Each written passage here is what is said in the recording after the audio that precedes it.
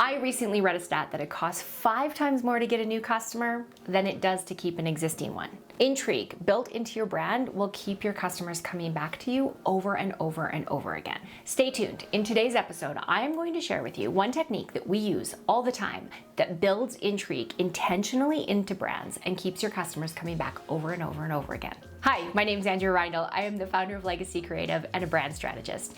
My team and I have helped our clients generate millions of dollars in sales online by being both interesting and predictable. Today, I'm going to show you one tool we use to do just that. This video is for you if you are a personal brand, an author, a podcaster, a coach, someone whose business does better when people like you. Or if you work with people like that, if you're in the creative field and you work with people whose business thrives if their customers like them, then you're going to learn from this video also. You might be a copywriter or graphic designer, and if you want to add more strategy to the work you deliver, this is for you. You can use this tool when you're working with clients, or you can use it when you're working on your own brand. And as I mentioned at the start of this video, according to NerdWallet, it costs 5 times more to get a new customer than it does just to keep an existing one. By the way, NerdWallet is an awesome title for a company. It's a great name. I've giggled when I saw it. Anyway, another stat from NerdWallet is that 65% of companies' business comes from repeat existing clients. Both of those numbers sure add up to remind us that all of us, that it is worth designing some intrigue into your brand. It's worth designing a brand that keeps people wanting to come back to you over and over and over again, and you can do that intentionally. And hopefully if you do it well, they'll tell other people about you also. So here's the deal. Brands are just like people, especially personality-based brands or personal brands. So for a speaker, a trainer, a coach, an author, a podcaster, a YouTuber, someone whose revenue depends on your personality, your customers are connecting with you. They want to do business with you. They have other options for what you offer and select to do business with you because they find you interesting and they like you. These are the reasons why you have loyal customers and many people keep coming back to you over and over and over again. So how do you build intrigue into your brand with intention? For some reason, people we trust, we find them interesting and intriguing. So we keep tuning in or reading their books or listening to what they're saying or going back to their podcast. And building in some sort of character building interest is important to do in your brand. Yes, of course, it's important that you're sharing quality science-backed information and that the rest of your brand is consistent. However, it's equally important that you are keeping your readers, viewers, listeners entertained along the way. There is a method for designing and delivering intrigue into your brand so that you don't just become boring or too predictable. Sadly, predictable means people are going to go to sleep, and customers going to sleep means they're going to go somewhere else to get the information that you are currently sharing with them. So you want to keep yourself interesting. The more interesting you are, the more information they desire from you. Before I jump into the 2 parts on how to keep your character interesting, I'm going to give you a crash course on a little part of the brain that drives this human desire for variety and intrigue. This little part of your brain is called the amygdala.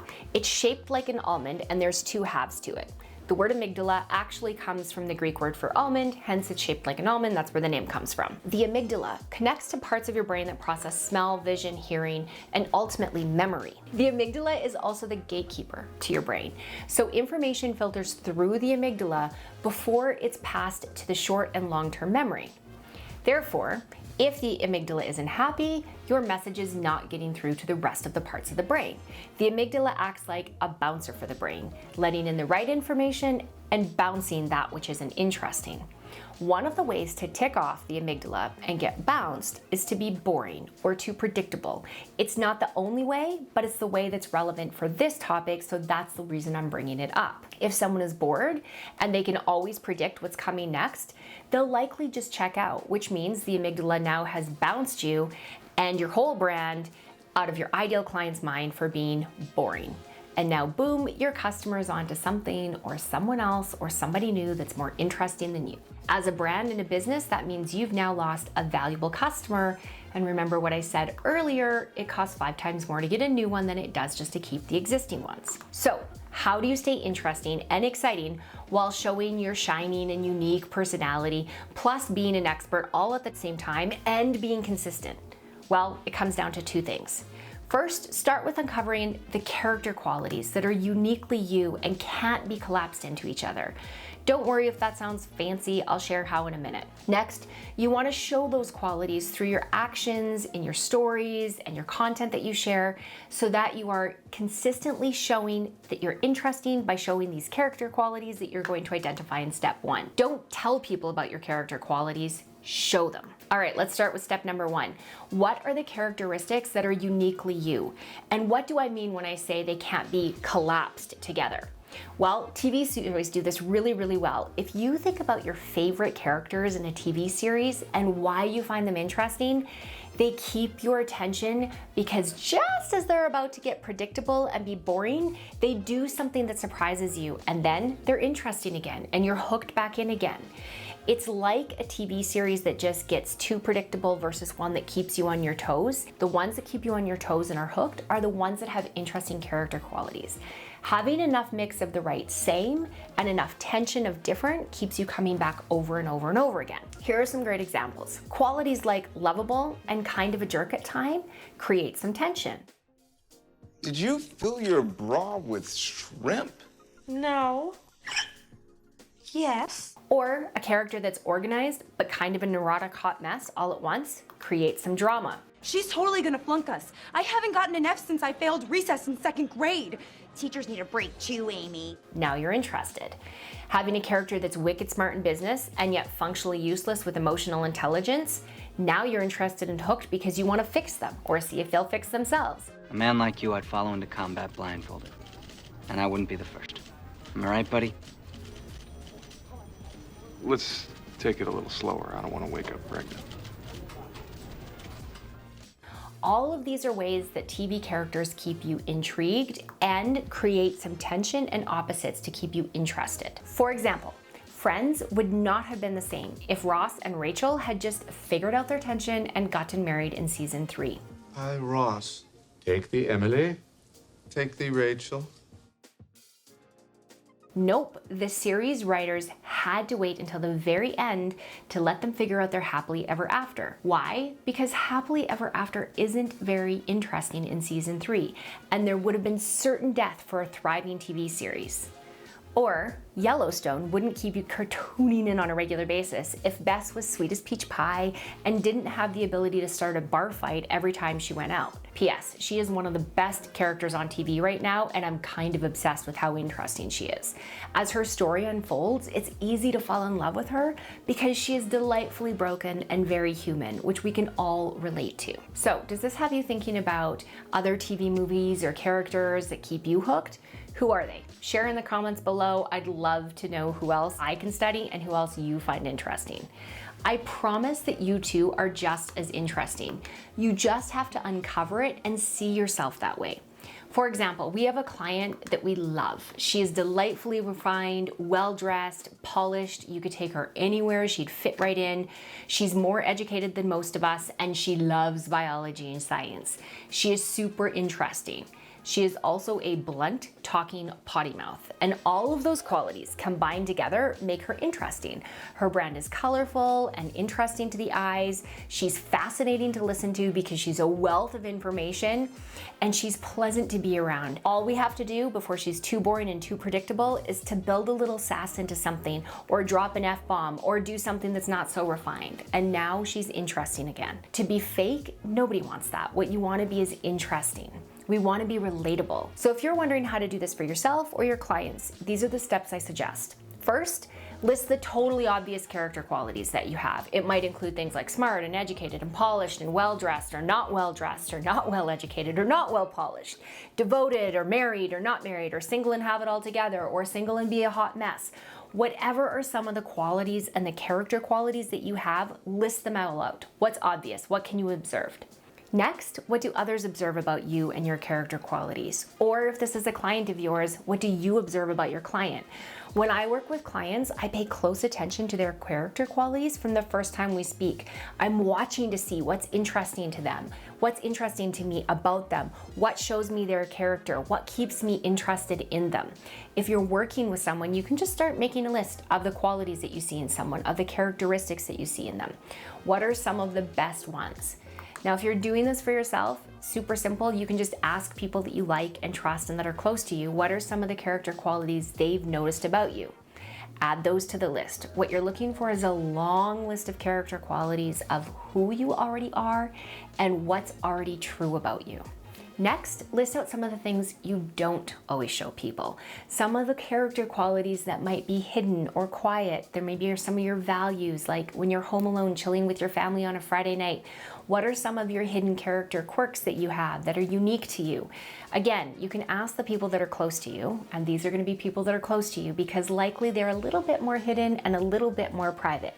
Add these to the list and you might start to see some patterns. It might take a little introspection if you're doing this for yourself, but I highly suggest just get a list of qualities and start noticing which ones are you naturally. Pretty soon you're gonna have a big, long, growing list. Now, what you wanna do is take that list and start chunking similar ones together. So, for example, kind, loving, and caring, they're all kind of the same. Put them together in one quality bundle. Sassy, mouthy, and full of attitude, again, they're similar to each other. Put them in a little bundle of character qualities. Maybe in another group, you're gonna find that you're frugal and prudent and good with money. Again, all kind of similar together. What you're looking for is similarities amongst your qualities, and then you're trying to find 4 or 5 themes to create something interesting. Now, once you have those 4 to 5 themes, that's where you want to be able to not collapse them. So you might be sweet and sassy, those things aren't the same. You might be sweet, sassy, and frugal, none of those things are the same. So what you're looking for are 4 to 5 different unique qualities that can't be combined into one another that keep you interesting. Preferably, you want at least 2 of these to be polar opposites. You want them to be something that's like, I didn't see that coming, because that's what keeps people interested. Think back to the examples I gave at the beginning of this video of the characters from TV shows that keep you interested. What about them is polar opposites that keeps you going back to them and you're like, this is interesting. It keeps me intrigued by who they are. Now, you'll want to build some ways to show these qualities to your clients, to your audience, and through your brand. How do you show them? Well, there's a variety of ways to show them. A few of my favorites are through stories, through pictures, through the way you name your products, maybe the way you dress, how you answer the phone, the way you sign off your email. There's so many ways to show character qualities in your brand. It's really endless. My favorite way, though, is through storytelling. For example, don't say you care deeply about family togetherness and you're all about connectedness. Instead, share a story about your family games night and tie it to something from your brand. Make a point through saying, hey, this is how I spend time with my family.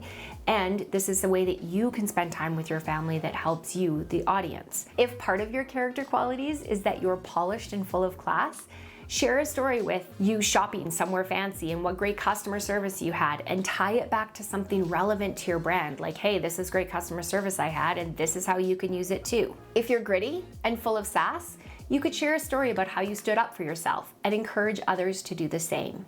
You keep people interested by sharing and showing your opposing character qualities in rotation. You don't have to do them all at once. In fact, you don't want to do them all at once, and you don't want to do them in every single communication. Just sprinkle them in often enough to stay interesting. Remember, I said only 4 to 5 qualities is what you're looking at showing. And the reason I suggest that number is because you want to stay interesting and still consistent. If there's too many character qualities that you're trying to show all the time, then you just start to look scattered and confused, and there's nothing predictable about your brand. So you just want a few, and you want to keep them polar opposites and sprinkle them every once in a while so that as things start to get boring, you get interesting again and you retain those customers and those clients because they're still interested by who you are. If you found this helpful, we drop a new video every week. We'd love to have you join us. You can subscribe here on YouTube. Be sure to hit the little bell so that it lets you know next time we drop a video. If you want to stay in touch with us off of YouTube, there's links below for LinkedIn, Instagram, and our email list, because we share things on our email list that we only share on the email list. So please stay in touch in all the different ways on all the different platforms. Until next time, my name is Andrea. I hope you make it a great week.